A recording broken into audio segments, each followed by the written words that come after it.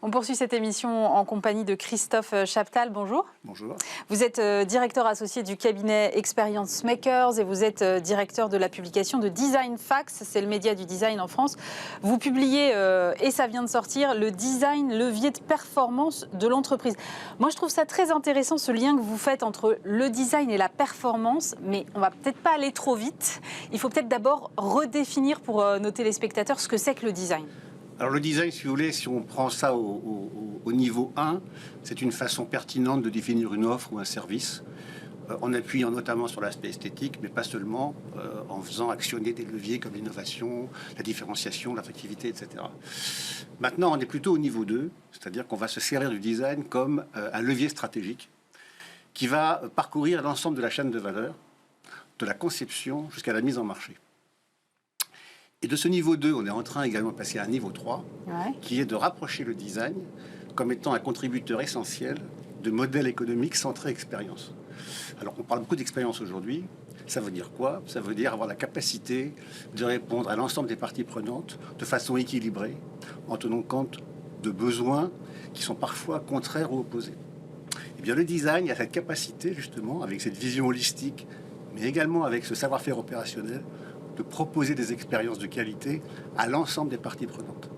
Et c'est pour ça que ce livre explique ce que c'est que le design, explique cette contribution à l'expérience, mais milite également pour que le design soit au niveau de décision de l'entreprise, c'est-à-dire que le patron du design soit membre du COMEX ou du CODIR.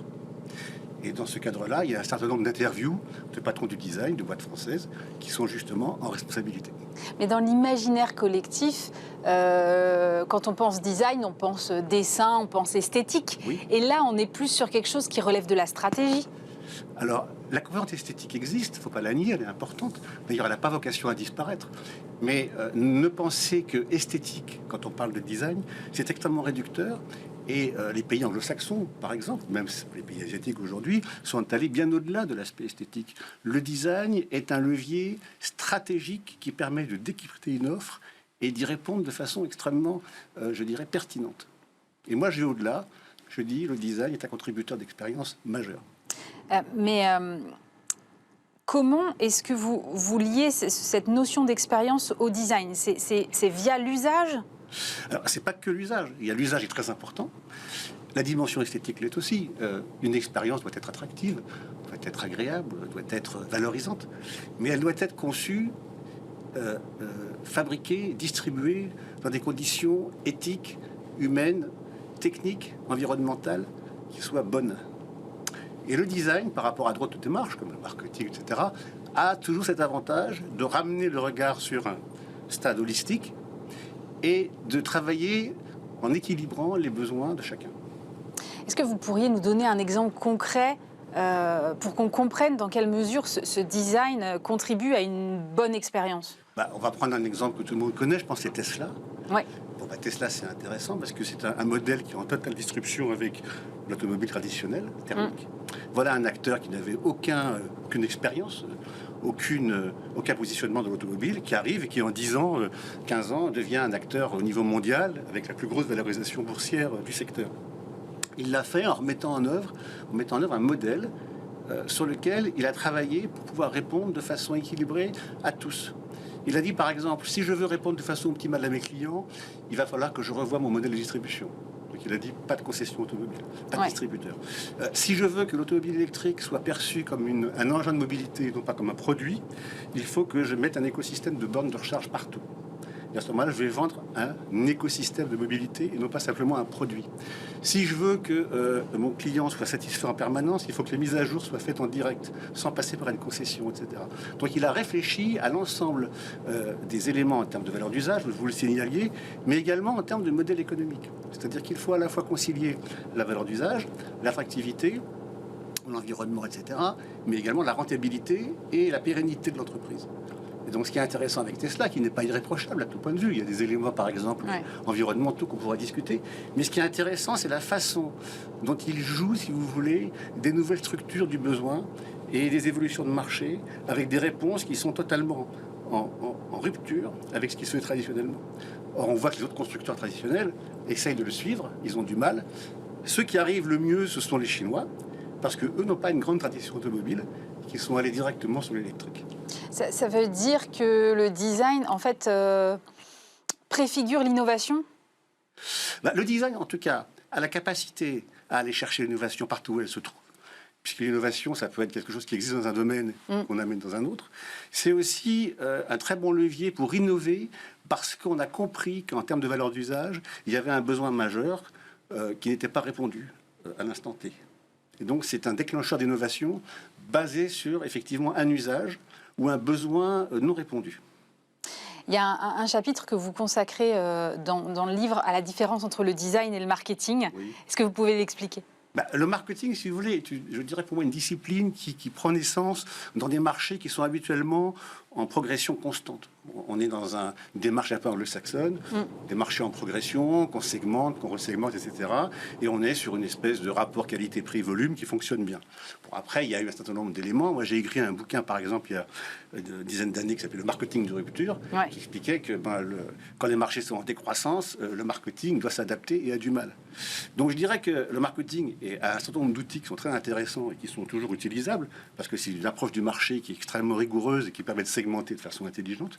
Mais je dirais que le marketing n'est pas forcément fait pour attraper l'ensemble des évolutions sociétales. C'est un outil qui travaille dans un cadre plutôt de croissance. Alors que le design, à l'inverse, peut s'adapter au... Le design va imaginer des configurations qui ne sont pas forcément existantes. C'est-à-dire qu'on va essayer de comprendre quel serait le modèle idéal compte tenu d'un certain nombre de paramètres qui peuvent être contradictoires, et on va apporter stratégiquement la réponse avec la capacité de la mettre en œuvre. C'est-à-dire de faire un POC, puis ensuite de passer sur une échelle industrielle. C'est ça qui est intéressant avec le design. C'est cette capacité à comprendre et à devancer, et à utiliser également des outils de discipline comme le marketing, parce qu'il ne faudrait surtout pas opposer design et marketing. Il ne faudrait surtout pas dire que le design fera disparaître le marketing. C'est pas du tout l'objet. Enfin, je veux dire, chacune des disciplines a besoin des autres. Mais simplement de dire qu'actuellement, je pense que le design est une réponse majeure à des besoins qui sont des besoins d'évolution en très forte rupture. Comment on fait quand on est une entreprise et qu'on vous écoute et qu'on se dit « Ah tiens, finalement, je suis assez convaincu, je devrais mettre plus de design au cœur de mon entreprise ». Comment on s'y prend ? On peut nous appeler déjà. Oui, d'accord. Mais sinon sinon, je pense que déjà, si on a une vision qui est, je dirais, bonne du design, c'est-à-dire dans son ensemble, on peut déjà, je dirais, viser les bonnes personnes avec qui on va travailler, voire intégrer dans l'entreprise. Et puis, on peut peut-être se mettre sur un point de vue stratégique qui est justement celui d'un modèle d'expérience globale, en se disant, bon, à l'instant T, je suis comme ça, il faudrait que je sois comme ça, ça suppose un certain nombre d'évolutions. Ces évolutions-là, je pense que le design peut en prendre en charge une partie. Je vais donc investir pour que le design soit effectivement utilisé dans l'entreprise, soit par le biais d'intervenants extérieurs, soit en montant un design intégré, ce qui est le cas dans les grands groupes, ce qui est le cas de plus en plus dans les ETI, mais ce qui reste à faire, puisque aujourd'hui, à peu près 70% des PME, PMI en France ne font pas appel au design. C'est énorme, 70%. Oui, c'est énorme.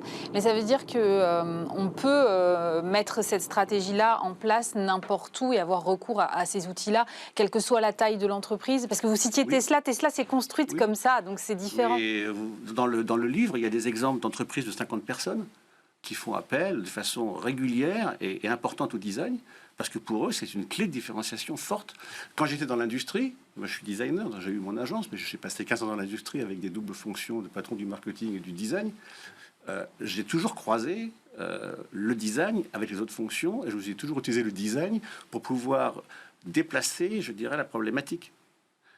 Quand vous innovez, quand vous avez une réponse différenciée, quand ce que vous faites est totalement unique, je veux dire, les problèmes tarifaires s'estompent. Regardez à quel prix sont vendus les Tesla. Alors, je suis d'accord, ça s'adresse à des gens qui sont aisés, mais il y a certains produits, certaines marques comme Apple, évidemment emblématiques, qui n'ont pas trop de problèmes tarifaires, parce qu'ils sont dans un autre modèle. Et ça, c'est intéressant. Et je crois qu'aujourd'hui, quand on a des modèles qui sont vertueux, dans lesquels on arrive effectivement à générer de la croissance, de la performance, dans de bonnes conditions, avec un respect éthique et environnemental, il me semble qu'on n'est pas très très loin de ce que j'appelle la vraie performance. Qu'est-ce que ça change en termes de management ? Est-ce que ça change les choses fondamentalement, cette place du design qui devient d'un coup centrale dans l'entreprise ? Oui, ça change quelque chose parce que d'abord le design est une discipline qui se perçoit essentiellement en mode projet. C'est-à-dire c'est du collaboratif, systématique, et c'est une vision stratégique et opérationnelle partagée par l'ensemble des acteurs. Donc, vous êtes obligé, quand vous avez une entreprise et que vous voulez intégrer le design, d'avoir une vision stratégique qui soit claire et compréhensible et partagée, et de développer vos expériences, finalement, en mode projet, en intégrant l'ensemble des parties prenantes, internes et extérieures. Donc, cette démarche projet collaborative, qui est l'essence même du design, est très importante et, à mon avis, est un facteur majeur de transformation et de progrès pour l'entreprise. Plusieurs de mes invités m'ont parlé de design récemment. C'est ce qui m'a alerté quand j'ai vu votre livre, parce que je me dis, il y a quand même un truc, un petit signal faible, là, comme on dit, parce que ça fait plusieurs fois que je reçois des gens d'univers un peu différents qui me parlent du design, et j'ai l'impression qu'il y a un retour à cette matière qu'on avait un peu délaissée. Comment est-ce que vous voyez l'évolution des choses, en tout cas? Le design, on en a toujours parlé, sauf qu'à un moment, c'était du mobilier, après ça a été de la marque, après ça a été du retail, après ça a été du parcours client, etc. Donc on est sur, si vous voulez, des segments à chaque fois. Et là, c'est une approche beaucoup plus globale. Là, c'est une approche globale, et puis il y en a d'autres qui ont une approche qui est plus scientifique, plus culturelle, plus universitaire, etc. Moi, je suis quelqu'un qui vient de l'entreprise, c'est mon milieu, c'est mon secteur, j'ai toujours adoré ça, l'entreprise, c'est ce que j'aime.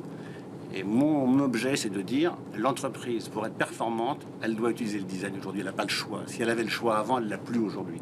Mais il faut le faire dans de bonnes conditions, il faut le faire de façon intelligente et opérationnelle. Et moi, quand je parle du design, c'est pour dire de la performance durable pour l'entreprise dans des conditions éthiques et environnementales acceptables. Ça peut structurer demain nos futurs modèles économiques? Ça doit structurer nos modèles économiques. D'ailleurs, la sphère publique aujourd'hui travaille beaucoup sur ce qu'on appelle le design de service ou le design public. C'est vrai. Ce sont des éléments qui sont très importants. Certains de nos clients, d'ailleurs, sont dans cette problématique-là. Je pense que quand on peut raisonner plus largement que l'entreprise, mais en termes d'organisation, et si on raisonne en termes d'expérience globale, que ce soit pour le consommateur, mais aussi pour le citoyen, on est dans des modèles économiques d'expérience dans lesquels, de toute façon, le design sera un contributeur majeur. C'est certain. Merci beaucoup, Christophe Chaptal. Je rappelle que vous êtes directeur associé du cabinet Experience Makers. Vous êtes également l'auteur de ce livre, Le design, levier clé de performance de l'entreprise. Merci d'avoir été avec nous.